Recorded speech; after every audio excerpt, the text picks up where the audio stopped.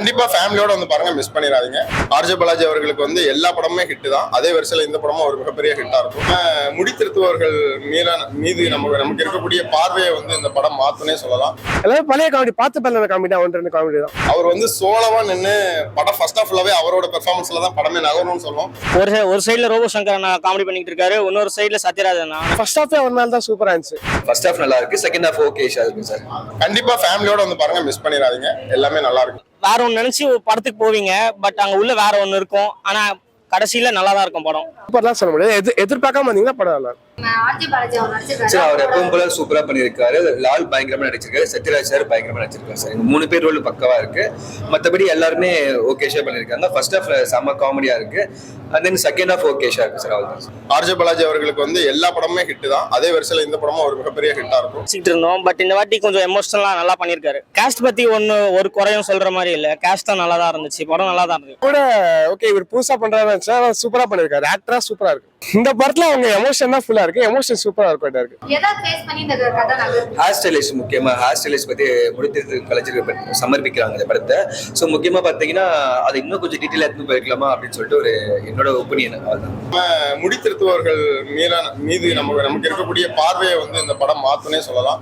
நம்ம வந்து நம்ம பார்ப்பர்னு சொல்ல மாட்டோம், அவங்கள பார்த்தா நம்ம ஹேர் ஸ்டைலிஸ்ட் தான் சொல்லுவோம். அந்த லெவலுக்கு அவங்கள ரொம்ப மதிப்பாகவும் உயர்வாகவும் காமிச்சிருக்காங்க.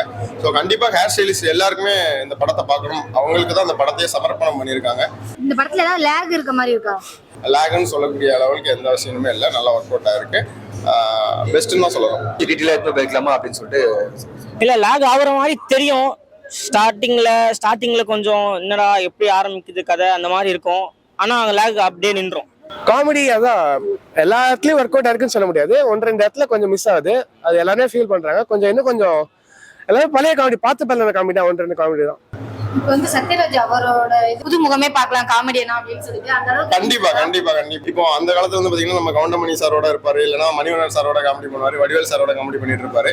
ஆனா இந்த படத்துல பாத்தீங்கன்னா சத்யராஜ் சாரோட ஒரு ஃபேஸ் வேல்யூவே வேற மாதிரி இருக்கும். ஏன்னா அவர் வந்து சோலவா நின்று படம் ஃபர்ஸ்ட் ஹாஃப்லவே அவரோட பெர்ஃபார்மன்ஸ்ல தான் படமே நகரணும்னு சொல்லுவோம். அந்த லெவலுக்கு அவரோட சோலவா நின்று பயங்கர காமெடி பண்ணியிருக்காரு.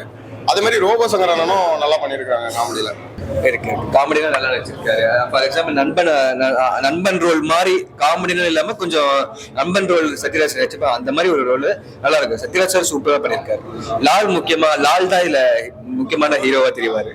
ஒரு சைடுல ரோபோ சங்கர் காமெடி பண்ணிட்டு இருக்காரு, இன்னொரு சைடுல சத்யராஜன். அதனால ரெண்டு பேருக்கும் ஒரு காமெடி போட்டி நடுவில் நடக்கிற மாதிரி தான் இருக்கு. அவரு சூப்பரா பண்ணிருக்காரு. அவரோட காமெடி நான் ஃபர்ஸ்ட் ஹாஃபே ஒரு நாள் தான் சூப்பரா இருந்துச்சு. ரோபோ சங்கர் அவரு டிஃப்ரெண்டான கேரக்டர், நல்லா தான் பண்ணிருக்காரு. அவர் காமெடி சூப்பரா இருக்காரு, எல்லாத்துலயும் நல்லா இருக்கு. ரேட்டிங் எவ்வளவு கொடுப்பீங்க? 5க்கு ஒரு 3. 5க்கு ஒரு 3 கொடுக்கலாம். 3.5 கொடுக்கலாம். 5க்கு 5 கொடுக்கலாம். நல்ல படம். தேங்க்யூ.